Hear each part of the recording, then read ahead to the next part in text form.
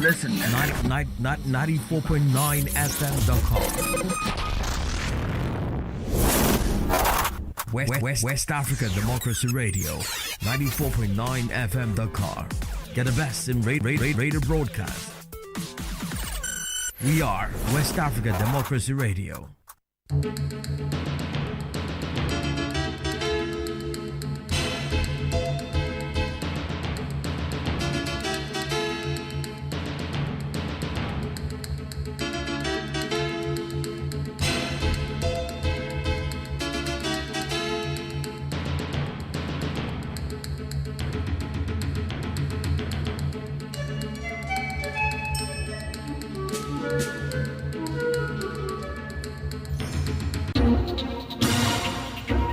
WADR, promoting dialogue. It's midday in Dakar and Accra, 1 o'clock in Lagos and Porto Novo. Good afternoon and welcome to Newslink here on West Africa Democracy Radio, broadcasting on 94.9 FM and around the world on WADR.org. Here are the top stories. Au regard de la gravité des faits. In view of the gravity of the events, the government observed a minute of silence in memory of those who lost their lives. Beninese government convenes extraordinary meeting with military after Sunday's coup attempt. Meanwhile, former President Boni Yaya condemns failed coup attempt. Even while the situation was still confused, I authorized the Democratic Party to issue a statement condemning this attempted armed siege of power.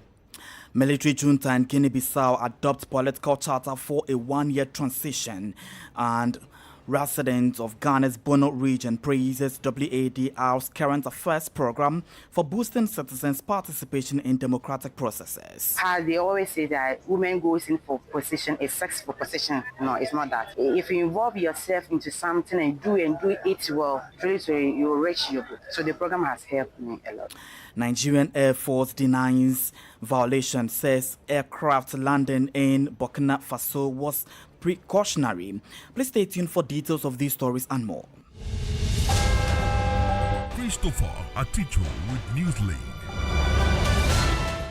Many thanks for joining our broadcast. Newslink begins in Guinea-Bissau as the military Caroline Power has adopted a one-year political charter of transition. This new document redefines all public authorities following the coup d'etat on November 26. The charter also prohibits the new authorities from participating in elections after a one-year transition period. Augustine Colley completes the story. Adopted on last Thursday, the document was only made public on Monday. In the preamble to the charter filed with the Supreme Court, the military once again justified their seizure of power. They cited the discovery of a plan to destabilize the country, supported by criminal networks linked to drug trafficking. According to the new text, the transition will be led by four bodies: a president of the Transitional Republic, the High Military Command as the supreme body for the political guardians, a 65-member National Transitional Council exercising legislative power, and a transitional government headed by a prime minister. The transition period is set at 12 months, with elections to be held at least 90 days after the date is set. However, the document excludes any political ambitions of the transitional leaders by prohibiting the president of the transition and the prime minister from running in the post-transition elections. Another measure is a planned amnesty law for acts committed on November 26, 2025, which led to the overthrow of the ousted president Umaru Sissoco Embalo. Additionally, the constitution is partially maintained, but it remains dominated by the transitional charter. Finally, the charter stipulates, according to the new authorities, the maintenance of fundamental rights, freedoms, and guarantees the judiciary. Augustine Colley filed that report. Now, following failed military coup attempt in Benin, the government has since convened an extraordinary Council of Ministers meeting. The purpose of the meeting was to assess the aftermath of the coup and to reassure the public about the country's safety. Several casualties were reported during the attempted coup. However, the government has not announced the exact number. The meeting was also viewed as a pivotal step towards securing the future of democracy in Benin as the country approaches the general election in 2026. Abdullah Hassan has the details in this report.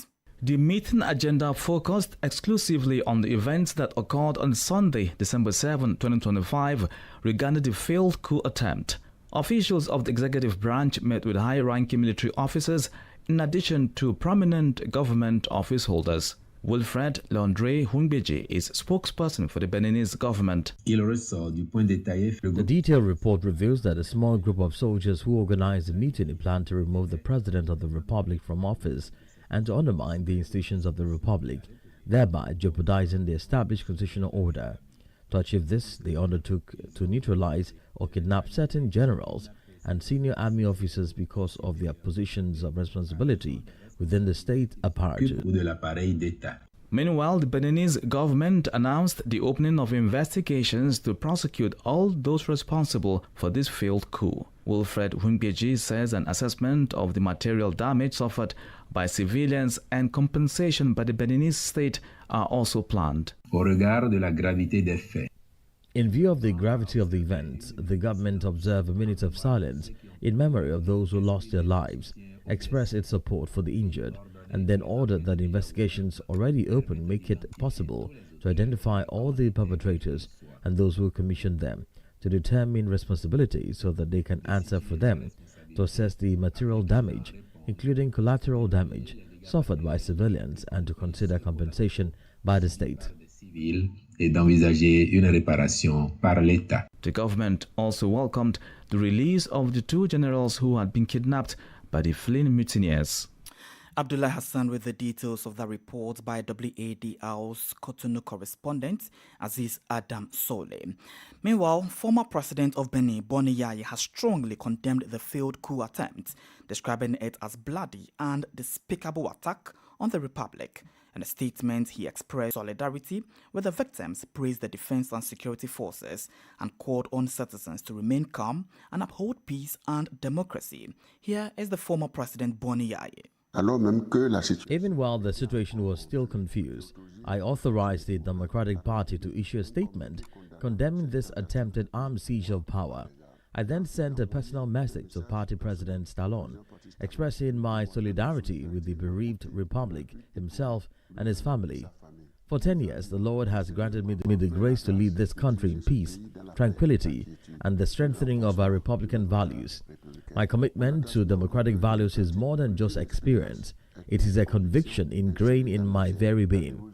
The transfer of state power, according to my beliefs, adheres to a single cardinal and unconditional principle, that of the youth, that of the people, that of free, inclusive, transparent elections. I therefore condemn in the strongest possible terms and with unwavering resolve this bloody and despicable attack that our country experienced on Sunday, December 7. I would like, with patriotic gratitude, to thank our defense and security forces who fought a good fight. I would like to commend their selflessness and courage. To all those who have lost loved ones, I bow before the memory of these martyrs, and I take this opportunity to offer my sincere condolences to all these grieving families. I call upon our people to remain calm and serene. Peace, more than just a word, must be our constant companion at all times and in all places. Former President of Benin, Boni Yaye. The Confederation of Sahel States, AES, has accused Nigeria of violating its airspace. This comes after the forceful landing of a Nigerian military aircraft in Bobo Jalaso, western Burkina Faso. In a statement read on public televisions in the three countries of the Central Sahel region, it indicates that the Nigerian Air Force aircraft was forced to make an emergency landing on Monday due to an incident while crossing Burkina Bay airspace without authorization. The AES authorities have announced the opening of an investigation and says they are strengthening their security while remaining on high alert. Meanwhile, in a swift response, the Nigerian Air Force, NAF, says the landing of its C-130 aircraft in Burkina Faso was precautionary and followed due process. According to the Director of Public Relations and Information Headquarters, Nigeria Air Force Air Commodore Ehime Ijo Dame, the aircraft landed in the Western African country due to a technical concern while en route to Portugal. while there were reports that the Burkinabe authorities had detained 11 crew members for airspace violation. Air Commando Ehime Ejodame said all the Nigeria Air Force crew members are safe and are receiving cordial treatment from the host authorities. Let me take you to Ghana, where the participation of women and youth in governance and democratic processes has significantly increased in the Wenchi municipality of Bono region, largely due to WADR's current affairs program Citizens Are. Residents say the rebroadcast of this program on the community radio station Royals FM 104.7 has encouraged their active involvement in governance issues and has promoted greater awareness of human rights. During a WADR's recent field mission to the community, residents attributed the peaceful conduct of the 2024 general elections to the influence of the radio program. In the series of the impact of Citizens Are on communities, Emo Edit filed this report. When they are taking decisions, they involve the women. And recently, our MC is a woman. So she's an example of involvement of women. These minority groups, most of the time, their rights are suppressed. But with this educative program, these people get educated. These are some residents of Wenchi in Ghana's Bono region sharing testimonies about the impact of WDR's current affairs program, Citizens Hour. When they say democracy, it's not necessarily insult whatsoever. I've learned that the concept democracy in our dialect, in our local dialect, the best way to see the meaning is Duduamamu, that is the government of the people, by the people, and for the people. Allowing women to participate or taking decisions involving women, it has helped me a lot. They always say that women goes in for position, a sex for position. No, it's not that. If you involve yourself into something and do it well, really you'll reach your goal. So the program has helped me a lot. This program inspired me so much. So I know what to do from the program that we receive every Saturday to serve as good citizens of Ghana. It has made us to know the citizens, their role and their duties in democratic affairs, and the elected officials, what they should do and what they shouldn't do in terms of democracy and elections. With support from the National Endowment for Democracy, NED, the program, which aired for 12 months, aimed to promote democracy, active citizen participation, good governance, and the inclusion of youth, women, and persons with disabilities in governance and community development. Adu Ajako Pisang, Chief Executive Officer of Royals FM in Wenchi, tells WDR that the rebroadcast of each episode in local languages has created a meaningful impact in the community. The superb way you select your resource persons to do the program is very good, because we are getting a very rich program because we have very good resource persons who are handling the program. For Kesi Ajay Kufo, a visually impaired teacher and historian at the Wenchi Methodist Senior High School, Citizens Are strengthen his understanding of governance, enabling him to better educate his students. Citizens Hour is a program that I really like it and I cherish it a lot. Because most of the time, current issues in West Africa, when I listen to it, I get more information to disseminate to my people in class. So it is helping me a lot. At a time when the sub-region continues to grapple with military takeovers and a decline in democratic principles, Citizens Hour remains crucial in strengthening citizenship and championing the cause of good governance. And that Imo edit with that report. Well, we'll continue to bring you a series of the impact of Citizens Are on communities this week. Let's turn attention to Nigeria, where families received significant relief after 100 abducted school children were released on Monday. However, important questions remain unanswered, particularly regarding how the children were freed. Their release occurred just days after National Security Advisor Nuhu Rabadu visited the school, assuring parents that their children would return home safely. WADR's Usma Umar report from Abuja. There is a sense of relief and gratitude following the latest rescue operation. However, there is still no clarity on how 100 abducted pupils from St. Mary's Catholic School in Papiri regained their freedom. These children were among more than 300 students and teachers who were seized on November 21, 2025 when gunmen stormed the school at dawn. 50 children managed to escape in the hours following the attack, while the remaining pupils were taken deep into the forests. Since that day, the families have lived in a state of hope mixed with fear. Last week, National Security Advisor Nuhu Ribadu visited the school to meet with anxious parents, promising them that their children would return home. On Monday, Ribadu handed over the rescued students to Niger State Governor Mohammed Bago at the government house in Minna. We wish to recover the remaining students that are still in captivity, and by the grace of God, in a very short time from now, we're going to recover them. I want to reassure parents and guardians of these children that they will be safely delivered to them very, very soon. Despite their release, critical details about the rescue remain unclear.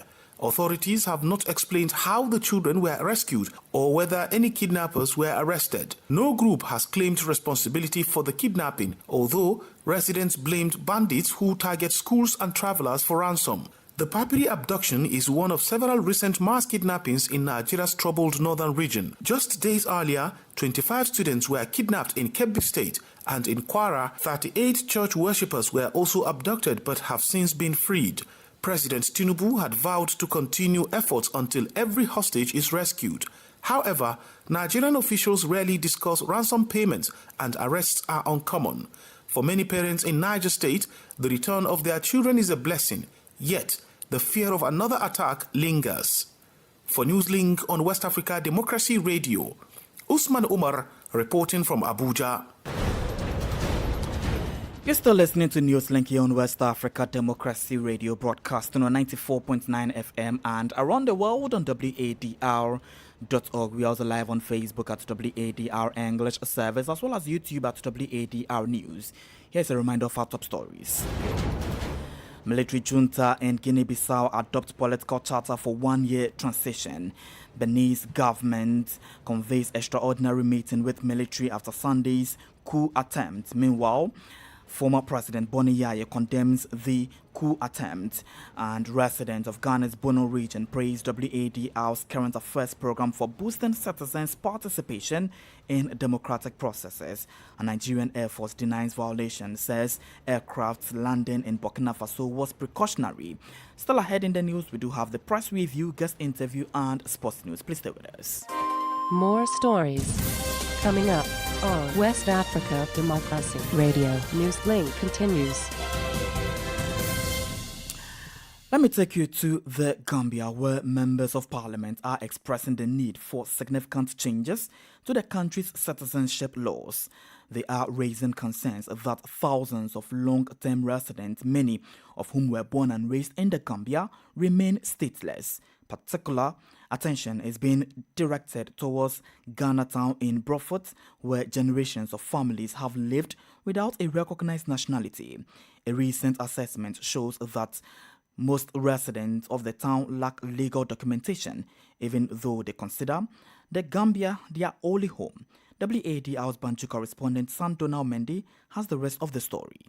Ghana Town, located in the West Coast region of the Gambia, was founded in the late 1950s by Ghanaian fishermen. Their families have lived in the Gambia for decades, with many children born and raised on Gambian soil. However, most residents still lack a legal identity. Gambian lawmakers have criticized successive governments for overlooking this community, accusing authorities of issuing voter cards during elections while failing to provide proper identity documents for the inhabitants. Here are reactions from some lawmakers. These people were denied national ID cards. They were denied voter ID cards, but yet they were issued voters cards. If I have seen in the court that these citizens, there are evidence of applications, then we, the Parliament, could have taken a bold step to say why those applications were denied. Now, if you look at the Children's Act of 2005 as well, it's not actually helping the children that are born by these stateless people in this country. We should ask ourselves, are the laws barring them completely from becoming citizens? Meanwhile, a joint assessment conducted by the Gambia Commission for Refugees, GAFNA, and the UNHCR Senegal office revealed that 87% of residents surveyed have no documentation from any country. Additionally, 98.9% stated that the Gambia is the only place they consider home. According to the 1997 Constitution, a child born in the Gambia is considered a Gambian citizen only if at least one parent is a citizen. The rule has trapped many families in a cycle of statelessness. Although the Gambia has signed international agreements aimed at reducing statelessness, it has not established a national system to identify or naturalize individuals without nationality. As Parliament discusses potential reforms, residents of Ghana Town are hopeful that the new laws will finally provide them with the recognition and security they have sought for decades. For Newslink on West Africa Democracy Radio, I am Sangdana Mendy, reporting from Banjul.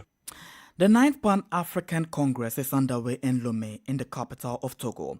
This event, scheduled to run until December 12, with support from the African Union, aims to address major challenges facing Africa today, including security, industrialization, climate transition, migration, and digital innovation.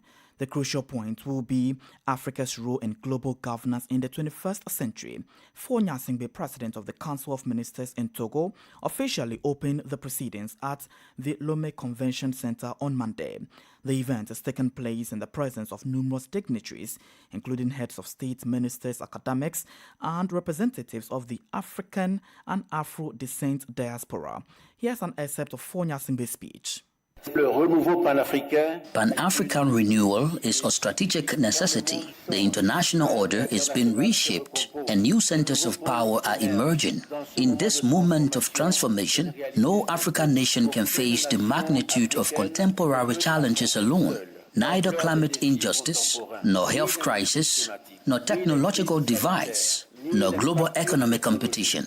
Pan-Africanism is therefore no longer just an idea. It is an imperative.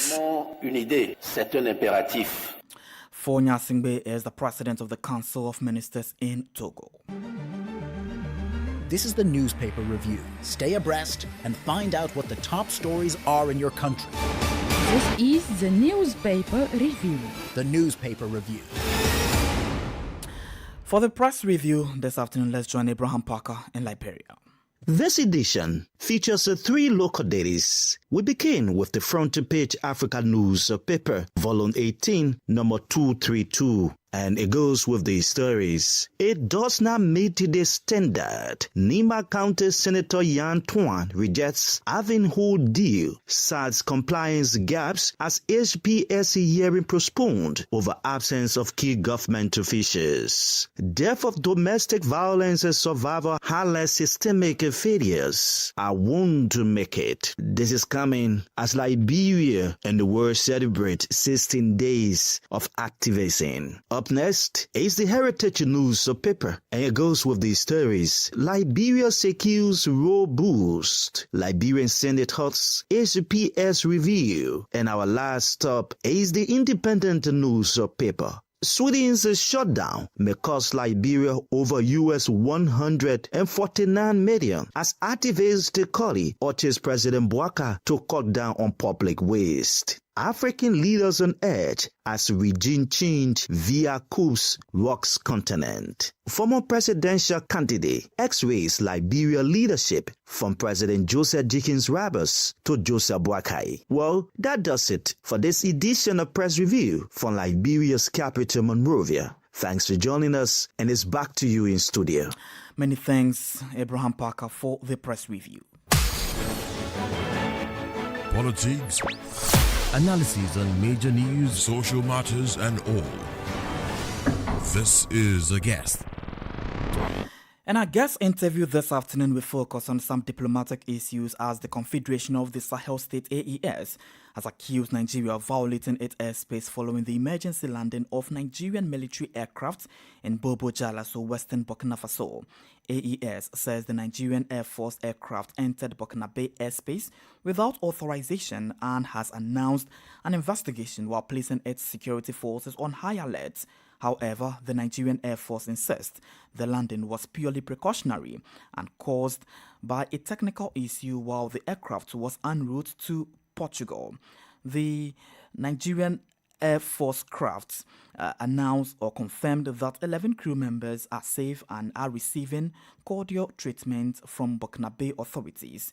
Speaking to WADR, Nigerian security analyst Dr. Margie Peters described the incident as a sensitive regional security matter, urgent calm, cooperation and transparent communication between Nigeria and the AES authority to prevent diplomatic tensions.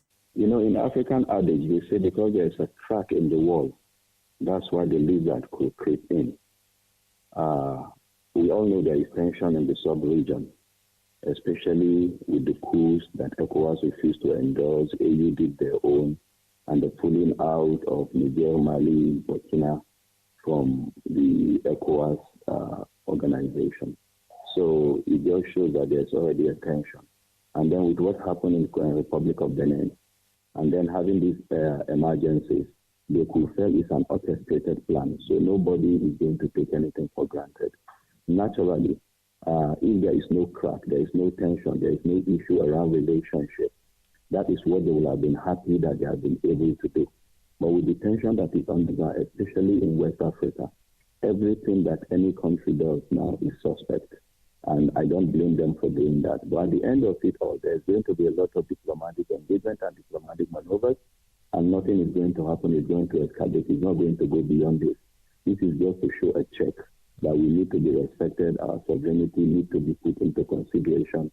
It's no longer business as usual. We are no longer members of the same intergovernmental organization. We have pulled out and we are looked at as a bloc that have rights, that have responsibility, that have duties, that need respect. So I think basically that's what's happening, but it will not go beyond that. Well, sir, what is supposed to be the official procedure in the event of an in-flight incident like what they experienced? No, naturally you're supposed to have reached out, and then, there are ways you do, because if you have an aviation agreement, there is a way you reach out and then they will make clearance for you and ask you to land, because you have to communicate with the radar to ensure that even your landing does not put the life of people on the ground in danger. But then, if that is not there, most of these things need to be done. But in cases of emergency, especially when there are other things, even after it has landed there, what you need to do thereafter, getting in touch with them, explaining the situation that has happened, giving them justification for why you have done what you have done, and they will empathize with you. So you don't just land and say it was an emergency or something. There are administrative procedures that need to happen even in their existing relationship. Because if that doesn't happen, people could take advantage of it, and other people could just land and say it's an emergency and they are doing X, Y, Z. So some of those things are just for security checks, and they are for respect of the rights and laws of sovereign nations. Dr. Margie Peters is Nigerian security analyst.